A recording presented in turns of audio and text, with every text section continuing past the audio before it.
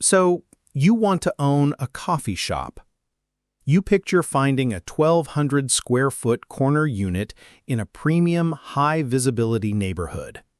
You place some trailing plants in the front window. You walk in every morning at 6 a.m., smelling the heavy, rich aroma of freshly roasted single-origin beans. You listen to the rhythmic mechanical hiss of a gleaming chrome commercial espresso machine. You envision a line of loyal local customers forming out the door before the sun even fully rises. The math, on paper, looks spectacular. A customer hands you $5 for an iced latte. The raw materials inside that cup, 48 cents for the specialty coffee yield, 35 cents for the milk, 16 cents for the paper cup, lid, and sleeve, and 6 cents for the syrups, cost exactly $1.05. That generates a theoretical gross margin of 79%. You imagine showing up at 9 a.m., leaving at 3 p.m., and automatically extracting $3,000 in weekly owner distributions for doing something you are profoundly passionate about. You picture sitting at a corner table with your laptop, sipping a flat white, watching your baristas smile, and knowing you have successfully engineered a passive wealth machine. With a 79% theoretical gross margin, it looks like an absolute license to print money. And yet, this industry is a statistical graveyard. Between 50 and 74% of independent coffee shops file for bankruptcy or quietly change ownership within their first 60 months of operation. Nearly 4 in 10 do not even survive to see their first birthday. That 79% gross margin you are staring at is a financial decoy. Once you subtract the inescapable realities of commercial lease premiums, commercial utility rates, localized supply chain friction, and relentless payroll, a stabilized surviving cafe operates on a microscopic true net operating margin of just 5 to 8%. You are not printing money. If your facility successfully captures $500,000 in annualized top-line revenue, your true take-home net profit for the entire 12-month fiscal year is exactly $25,000 to $40,000. Because a $25,000 net margin cannot financially support a $60,000 salary for a secondary general manager, you are mathematically forced to work 70 hours a week operating the machinery yourself. In the independent coffee business, the owner routinely extracts less hourly capital from the business than their own entry-level employees. To understand how a 79% gross margin evaporates, you first have to understand the ground you are standing on. You assume you are just renting a room. You are actually absorbing the liability of a commercial real estate asset. When you sign a commercial lease for a premium coffee shop location, you are not signing a residential apartment agreement. You are signing a triple net lease, legally abbreviated as NNN. The landlord does not just charge you a base rent of $6,000 a month. Under a triple net structure, the landlord legally passes 100% of the property taxes, the building insurance, and the structural maintenance costs directly onto you, the tenant. If the city assesses a higher property tax rate on the shopping center, your monthly payment increases. If the roof of the building requires a $30,000 repair, you and the other tenants are legally obligated to fund the capital expenditure.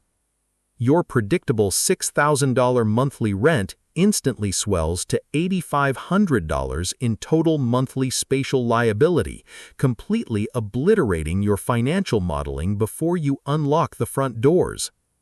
To even possess the legal privilege of selling that first latte, your seed capital is immediately eradicated by the commercial build-out trap. You don't just put an espresso machine on a counter, you are legally mandated by the city to deploy $80,000 to $100,000 on infrastructure. You must hire concrete cutters to trench into the foundational slab to lay heavy commercial plumbing. You must upgrade the localized electrical grid to handle massive 220-volt loads. You must install municipal grease traps and commercial-grade health department sinks. Then comes the mechanical fleet. You drop $25,000 on a multi-group commercial espresso machine because a consumer-grade unit would literally melt under the thermal stress of pulling 150 shots an hour. But you can't just plug that machine into the wall. Municipal tap water contains calcium and heavy minerals. If you run standard tap water through a $25,000 espresso machine operating at 200 degrees Fahrenheit, scale builds up instantly.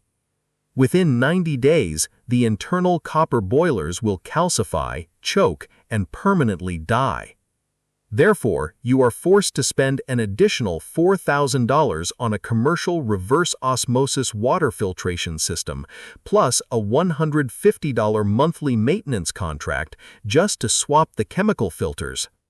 Your espresso grinders require $200 titanium burr replacements every 4 months because the physical friction of grinding 50 pounds of dense, roasted organic matter every single day literally dulls solid metal. To fund this unforgiving infrastructure, you signed a $120,000 commercial loan service. That 8% debt service is an apex predator. It doesn't sleep. It demands its monthly extraction whether your line is out the door or whether it's pouring rain and your register has been completely silent for 180 minutes. Let's run a forensic audit on the exact anatomical breakdown of a single $5 transaction. You look at that $5 bill, you subtract the $1.05 for the beans, the milk, and the paper cup, and you see $3.95 of unadulterated profit. You firmly believe your gross margin protects you. That $3.95 is already gone. The exact millisecond that customer taps their smartphone or credit card on your point-of-sale system, the merchant processor silently slices 3% off the top. Furthermore, because coffee is a microtransaction business, the processor also charges a flat 15-cent gateway fee per swipe. On a $5 purchase, you are losing nearly 6% of your top-line revenue instantly to digital banking architecture. Then comes the inventory waste factor. You don't achieve perfect operational efficiency. Milk spoils. Baristas steam too much oat milk for a single cup and pour the remaining 4 ounces down the drain. A new employee grinds the espresso too fine, the shot pulls bitter, and they dump it into the sink. In a commercial cafe, shrinkage and operational waste consume another 4 to 6% of your total daily inventory.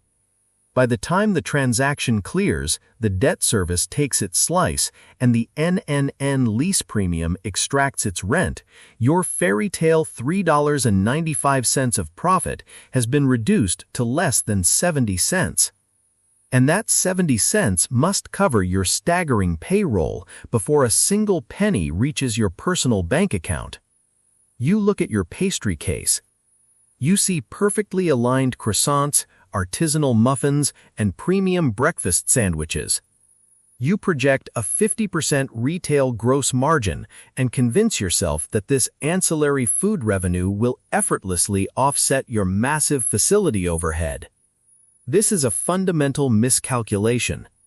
You are managing a highly perishable, capital-intensive inventory trap with exactly 0 economies of scale. Unless you have invested $150,000 into a commercial bakery build-out in your back room, you are buying those pastries wholesale from a local supplier. To secure wholesale pricing, you are forced to meet a minimum daily order quantity. You spend $200 in precious operating cash flow every single morning to drop 50 premium pastries into your display case. You calculate that selling these units at $8 apiece will yield a massive return. You completely ignore the velocity of inventory turnover and the brutal reality of the 4 p.m. death clock. A day-old croissant holds exactly 0 commercial value. At 4 p.m. when you lock the doors, any unsold food inventory mathematically drops to a $0 valuation. If it rains on a Tuesday and your foot traffic drops by 30%, you are left staring at 15 unsold croissants. You end up throwing them into the dumpster. Now, run the brutal math on that loss. When $60 of wholesale inventory goes into the trash, you just silently eradicated the gross revenue of 12 cups of coffee. Worse, because your facility only retains an 8% true net operating profit, those 15 thrown-away croissants just wiped out the entire net profit of your next 150 transactions. The food program is not a wealth generator. It is a highly volatile financial decoy, actively threatening the microscopic margins your beverage program barely sustains. The absolute deadliest killer of your balance sheet is your unoptimized labor schedule and the staggering cost of human capital turnover. You are paying 3 baristas a combined $60 an hour to manage the floor. The fatal flaw of the coffee business is that 80% of your daily revenue is generated in a single, violent 120-minute window between 7 a.m. and 9 a.m. You require 3 staff members to survive that rush without collapsing the line. But for the remaining 6 hours of the operating day, foot traffic slows to a trickle. Yet your payroll does not adjust. From 10 a.m. to 3 p.m., you are actively hemorrhaging payroll while your staff wipes down empty casework and restocks cup lids. Furthermore, the $20 an hour you pay your barista is not your actual cost. From that labor hour, you must immediately deduct the employer payroll taxes, the state unemployment insurance premiums, and the escalated commercial workers' compensation insurance required the moment an employee works around boiling water and pressurized steam. By the time the back-office overhead is cleared, that $20 hour of labor actually costs your balance sheet $26. But the hourly rate is not the actual trap. The trap is the statistical lifespan of a barista. The average tenure of an entry-level cafe employee is exactly 6 to 9 months. When a barista quits, you do not just lose a body, you lose operational velocity. You spend a week interviewing candidates. You absorb $1,000 in raw payroll costs training the new hire. For the first 3 weeks, the novice pulls shots at 50% speed. They panic during the morning rush, the line stalls, your regulars grow frustrated and walk out the door. You absorb 100% of the onboarding cost, the training friction, and the liability risk. And the moment that employee becomes a stabilized, profitable, high-speed asset, they quit to go back to college or take a corporate job, and the cycle of margin destruction resets. After auditing the staggering build-out costs, the NNN lease liability, the dead pastry inventory, and the bleeding payroll, you are forced to ask a terrifying question. How does this business survive at all? Which brings us to the ultimate insider secret of the cafe industry. The ethically sourced beans, the beautiful latte art, the vintage aesthetic, the curated indie folk playlist. They are a decoy. You are not actually in the business of selling coffee. Coffee is just the highly caffeinated mechanism you use to fund the operation. You are running a highly unoptimized real estate and spatial yield business. You are selling the psychological experience of a place people do not want to leave. But the brutal irony is that the exact customer who loves your cafe the most is your absolute worst financial liability. A customer who walks in, buys a $4 drip coffee, connects to your heavily subsidized high-speed Wi-Fi, and occupies a 4-square-foot table for 4 hours yields exactly $1 of revenue per hour. They are actively destroying your spatial balance sheet. They consume your HVAC utilities, they use your commercial restroom, and most lethally, they physically block high-margin paying customers from sitting down. To reach that 5% net margin, your entire operational architecture must be engineered for ruthless throughput. You must extract $5 from a human being and push them back out the front doors as fast as physically possible before 10 a.m. Because of this rigid cost structure, the amateur instinct to simply work harder or acquire more customers is fatal. If you deploy a targeted digital ad campaign and successfully acquire 50 new customers who want coffee during your 8 a.m. rush, you do not scale your profit. You bottleneck the facility. Your $25,000 espresso machine has a hard mathematical ceiling. It can only process a maximum of 150 shots per hour. Your barista has a physical ceiling. They only have 2 hands. By injecting uncontrolled volume into a capped mechanical system, your spatial yield fractures. Wait times stretch from 4 minutes to 15 minutes. Your legacy regulars, the daily cohort that funds your baseline operational survival, look at the line, grow frustrated, walk out the door, and drive to a corporate competitor. You trigger an immediate 10% churn rate. In the commercial cafe business, acquiring a customer you lack the physical capacity to serve strictly accelerates your demise. In the optimistic scenario, you fixate on the 79% theoretical gross margin. You project 300 steady transactions a day, 0 equipment failures, 0 food waste, and 100% employee retention. You firmly believe you have built a passive wealth machine. In the realistic scenario, you are managing a hyper-fragile ecosystem where your true 5% net operating margin, roughly $2,000 of actual monthly profit, can vanish in 96 hours. Consider the precise mathematics of one bad week. It is July 15th.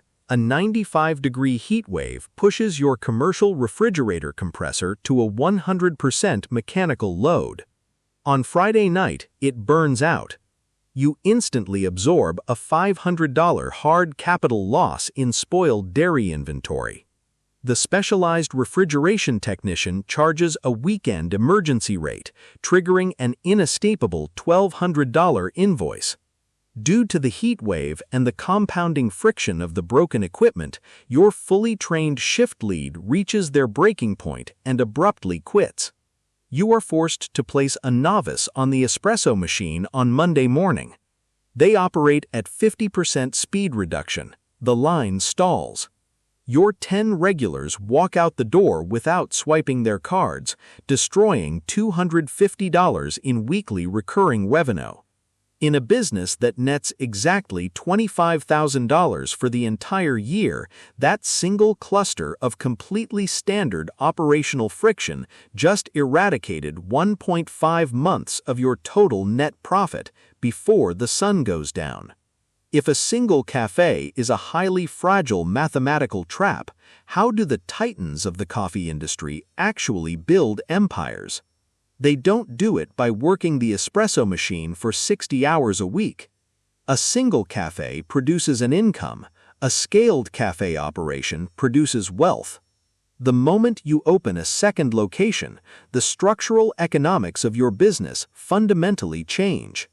Your administrative overhead, the accountant, the point-of-sale software subscriptions, the branding, the social media presence is largely fixed. Adding a second, third, or fourth store multiplies your top-line revenue while keeping that administrative overhead relatively flat.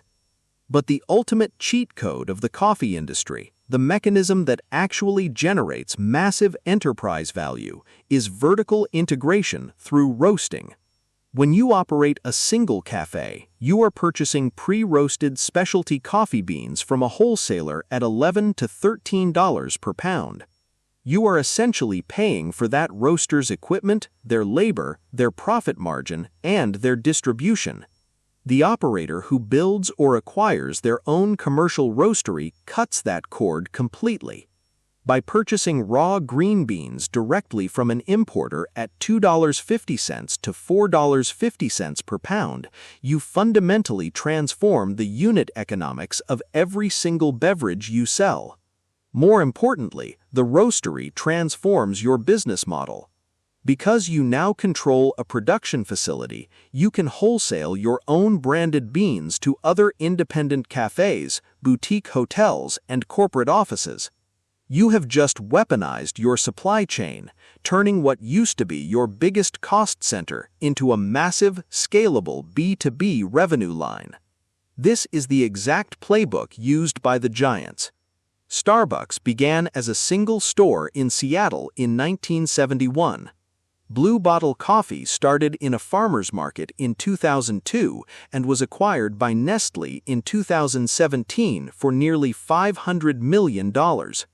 Intelligentsia Coffee opened a single shop in Chicago in 1995. They all followed the exact same structural logic. Prove the financial model in one location, develop a brand identity strong enough to travel, add production infrastructure, and multiply the locations. The difference between the owner of a single struggling cafe and the founder of a multi-million-dollar coffee brand is not who makes the better latte. It is the clinical decision to treat the first store not as a romantic destination, but as a heavily monitored prototype. The final romantic myth of the coffee shop owner is the exit strategy. You convince yourself that even if you only scrape by for 5 years, you are building enterprise value. You assume that when you are tired of waking up at 5 a.m., you will simply sell the thriving, beloved neighborhood cafe for a massive multi-$100,000 payout. This is the ultimate financial delusion. Private equity firms and sophisticated buyers purchase businesses based on a multiple of EBITDA, earnings before interest, taxes, depreciation, and amortization. They buy stabilized cash flow.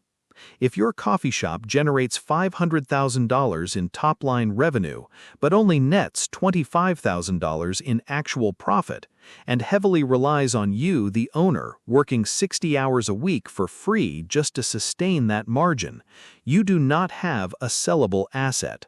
You have a low-paying job with a $100,000 debt anchor attached to it. When you attempt to sell a business with a 5% net margin, the market will ruthlessly value your operation at the heavily depreciated liquidation value of your used equipment. Your $25,000 espresso machine is now worth $6,000 on the secondary market. Your $100,000 custom build-out is completely worthless, permanently bolted to the landlord's floor.